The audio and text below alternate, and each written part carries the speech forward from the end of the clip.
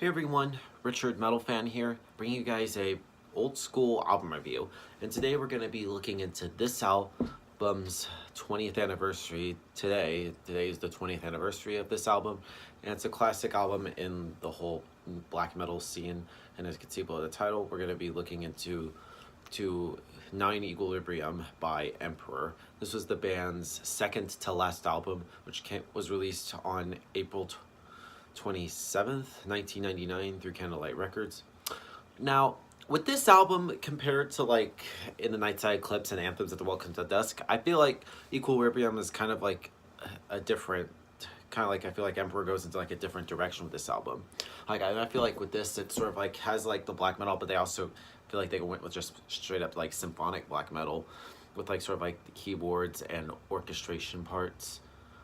And I really like just the production is kind of a little bit better, and it also has like different elements, like including like clean vocals a little bit from Ishan. Like I just think his cleans are really great on this. So yeah, without further ado, let's dive into this track by track.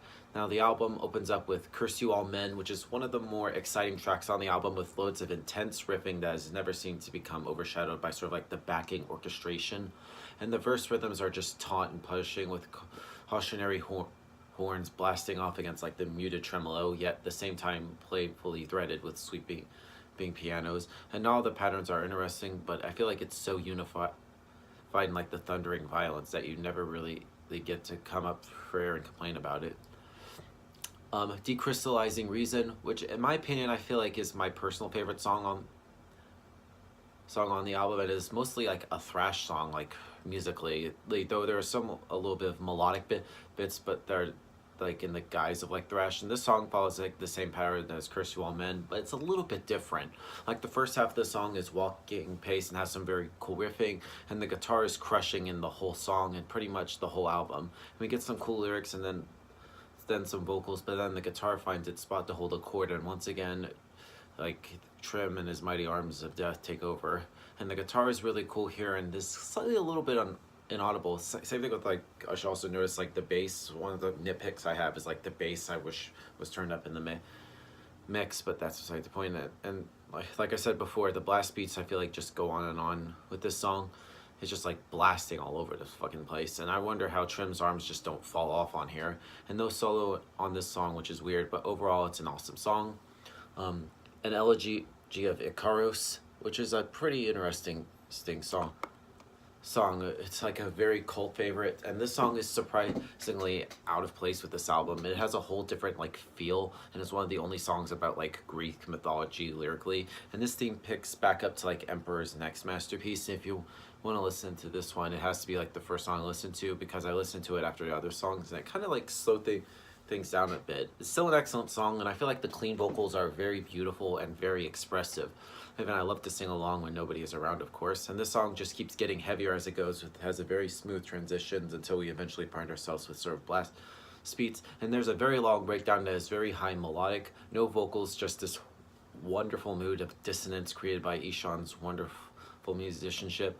And then we have an awesome bouncy transition back to like the main theme. And I noticed this song is 10 times as complex as any other song on the album, and most of the ideas that were put into it. And I guess it's because this is a different style than the rest of the album, so the ideas did not have to be split, in my opinion.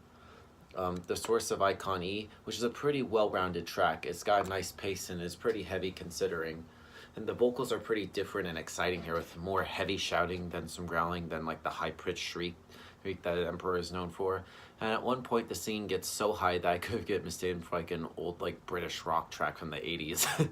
Either that or a castration operation gone wrong. Wow. Oh, that's just messed up. But for the most part, it's pretty consistent, but relatively short. It's a nice song.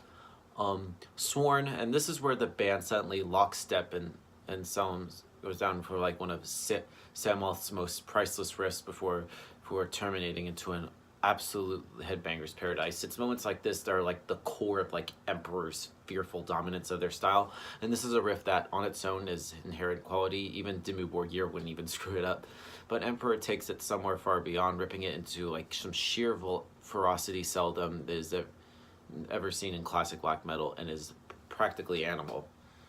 Um, Next song on here is Nonus Equilibrium, which every muscular downbeat is struck with an unimpeachable authority. The band takes sort of like its multi-tracking to mutt rate range levels, not simply of emphasis to the grandeur of the visions on like previous releases, but I feel like rather to increase like their imperial might 100-fold.